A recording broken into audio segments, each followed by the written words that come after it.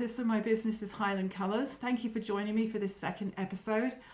If you like what you're seeing, please think about hitting the subscribe button, which helps me to continue producing these videos.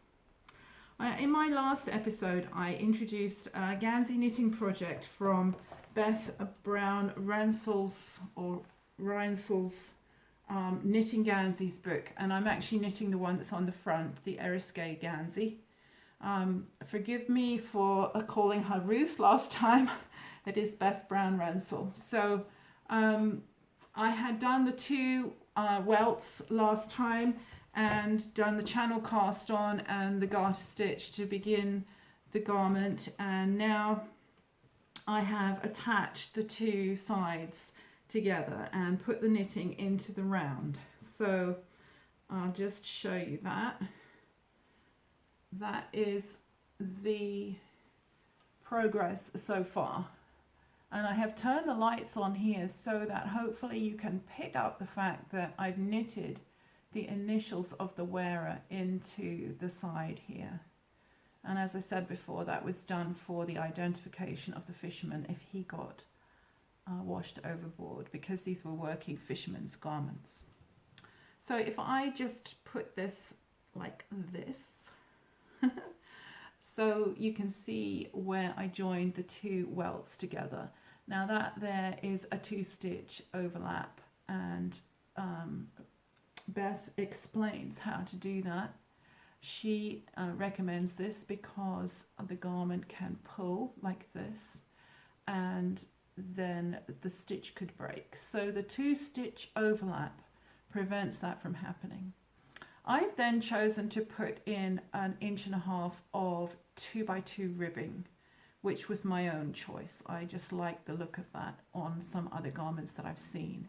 And that's the nice thing about these garments, is that you can do your own thing to a certain extent. So just opening this back out again, I want to just say, because it is a rectangle and there's no shaping on the sides or anything like that, and the front and the back are the same, Beth has this added design function on the back where she has put in extra short German rows here. Now you don't have to do that, but it's probably advisable to put in at least 1 or 2 extra German rows, because they give a little bit more length in the back than in the front. It's kind of hard to see that perhaps, but hopefully you can just see that hanging down like that together, my back row is just below my front row.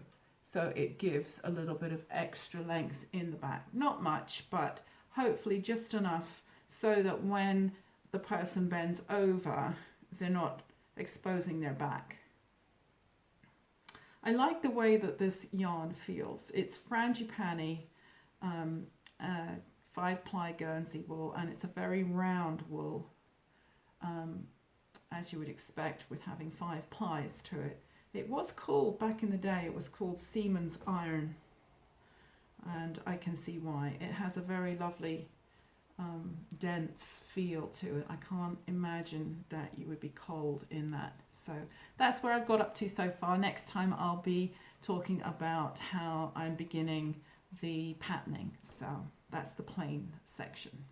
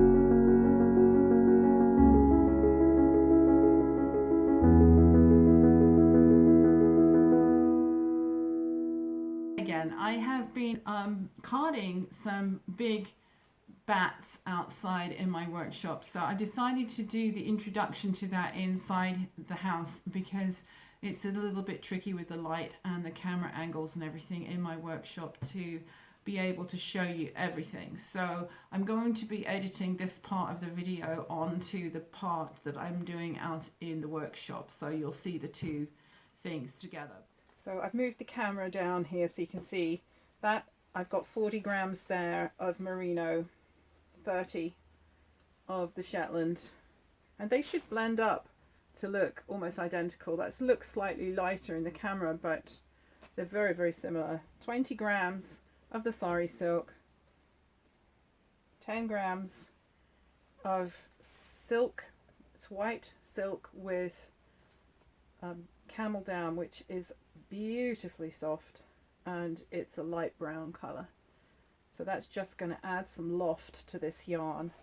And also I'm going to put in some of this, which is a beautiful soft Shetland fleece that I got, and I have dyed this also with buckthorn.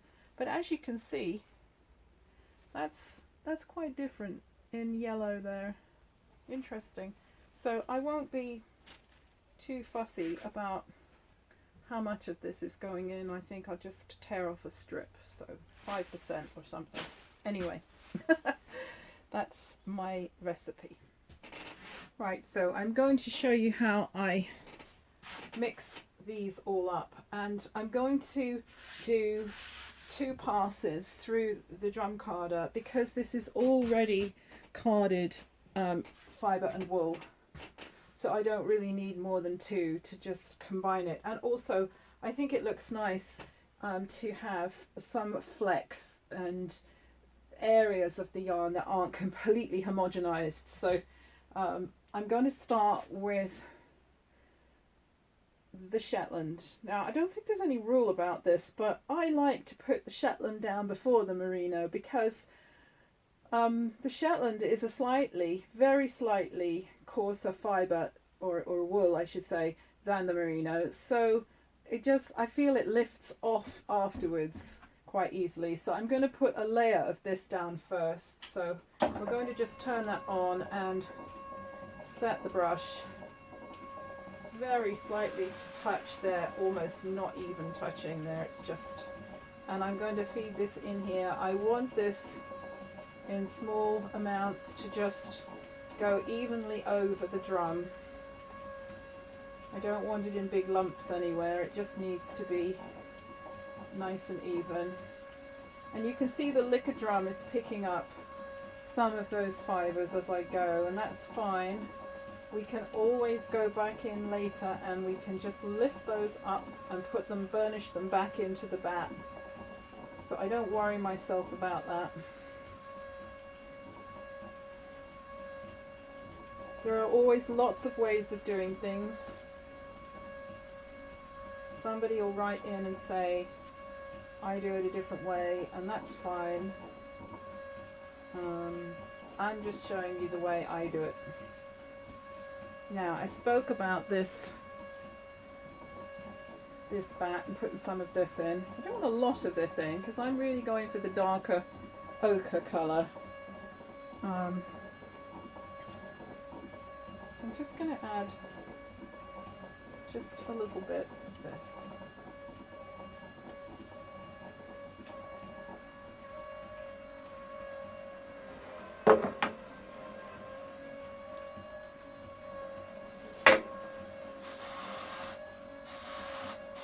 Be very light with the burnishing to start with. You don't want to damage your tines.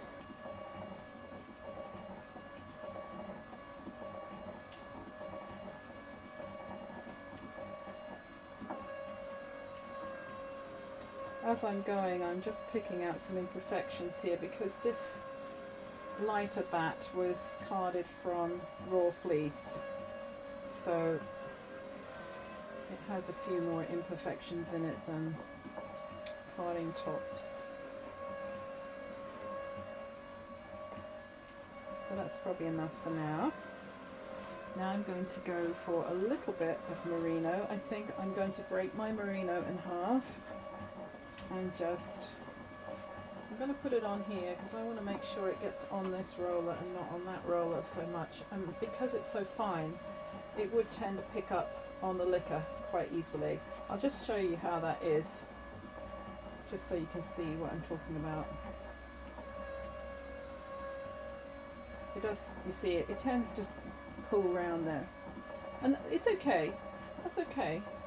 But I'm just going to go and put it straight onto the drum now, because that's how I prefer to do it. And as I say, this is going to get carded a second time, so whatever I'm doing here is really just putting it together so that I can then put it together again. Here we are. Just burnish that down. Now for my next fibre. Now this would get picked up on the liquor because the silk is so fine. So I am going to put that on. In fact, I'm going to burnish that as I go to make sure that's on the drum and not on the liquor too much.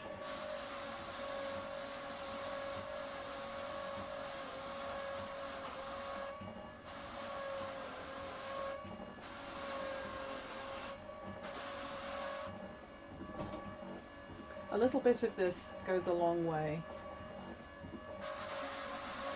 You wouldn't want to knit a whole sweater out of it, I don't think.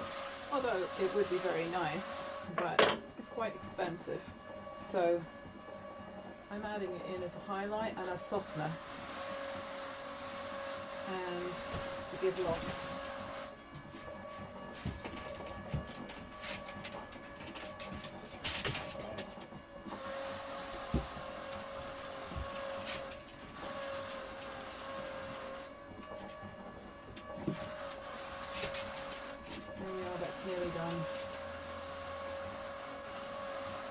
Okay, so now it comes to the sari silk, which I think is the fun bit. And I put this straight onto the drum always. I usually get 2 or 3 pieces together, like that. And then I go along and I just sort of press it down with my hand a little bit. I don't want the drum to take the fibre out of my hands. So I'm holding it very securely with this hand, and that's put a layer down right the way across. I'm going to go again, just a little bit more. There's 20 grams of this to the 100 gram bat, which I find is a good mixture.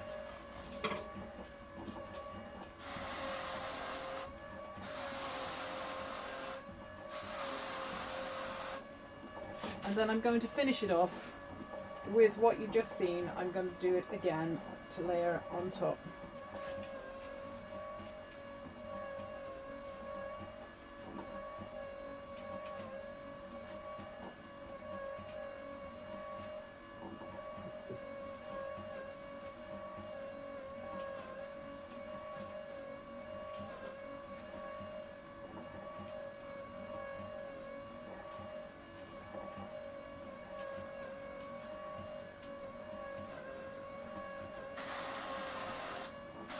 When you get up to about 100 grams, it can start to get quite full on here.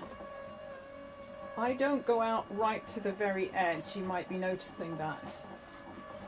The reason that I don't do that is because I don't want it to tip over the edge, because it's pretty obvious what would happen. It would get stuck in that cog, and I have had it all apart and removed wool fibres from there in the past, but it's quite a big job to do it, and I haven't really got time to keep doing that sort of thing, so I'm just keeping it slightly in from the edge. You could go out a bit further if you wanted to. Now I've got still some sari silk, that needs to be incorporated into here. So that's the last of my Shetland there. Oop, that shouldn't have happened. Well, that's the point of this video, isn't it? So that you can see how it works, and also it's good to see mistakes too, isn't it? You can learn from my mistakes instead of your own. Right, there we go. So that's all on there. That's good. Actually, another little piece here.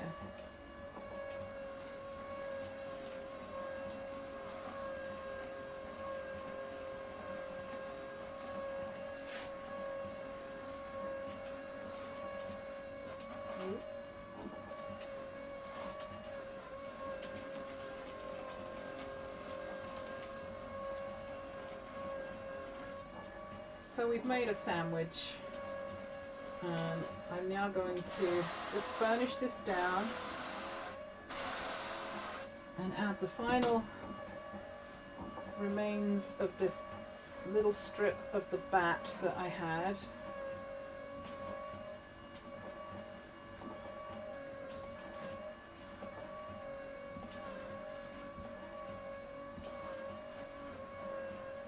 There we go. And now I'm going to stop this and lift it off. But before I do, take my cleaning brush again, remove all of the old rubbish on it, and I'm just going to clean this roller off here slightly. And I'm not getting too fussy about this, I'm just taking the biggest lumps of it off, because we want this all to be in the same batt. There we go. That's fine. Now I'm going to just burnish this onto there with this, if you see how I'm going. I hope you can see that from the angle that the camera's at. So, and burnishing it like that just stops it from coming up here again, but some of it didn't scoot through, but that's pretty good. So my camera storage ran out before I had finished the previous video, so I have repositioned the camera and added more light at the back here to try and throw more light onto what I'm doing, and I hope that helps a little bit. As I said before, I'm filming this myself, so it's a bit of trial and error, and I'm not a photographer or a videographer or whatever, so I hope to be able to put this together so that you can see it as good as you can. I just explained what I'm doing here. I took the previous batt off the drum carder, and I have now put it through the drum carder a second time here. So there will be over 100 grams on here, and I'm not going to worry about the liquor. I'm going to just leave that. Just a word about this. If you have a very full stuffed batt on your drum carder, it's going to come off much more easily. If it's thin and patchy, when you pull it, it will tear, and so you'll end up with wool caught into the tines. Also, just think about your edges, because you want them to be as full as the middle bit, so that when you lift it, the whole thing comes off. So that's what I'm going to do now, turning it off both sides. And just 1 minute here. There we go. Pull the pin out. This sorry silk has got stuck to me everywhere.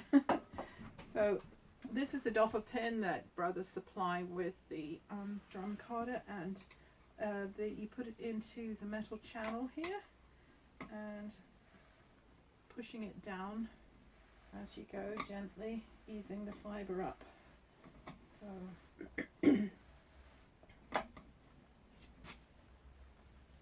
there we go. So this has been through the carder twice now, this batt, and this is the way I pull it off. I've seen these videos where people just whip it off, and maybe you can do that, but this is the way I do it. And I'm sorry that you can't see that exactly from where the camera is, but I'm putting one arm over the other, so it's like this movement, and I'm sandwiching the bat, and then I'm gently just easing it off here, and I want the whole thing to come. I don't want to leave chunks of it behind me. Sometimes that happens. So there we go, it's coming off nicely.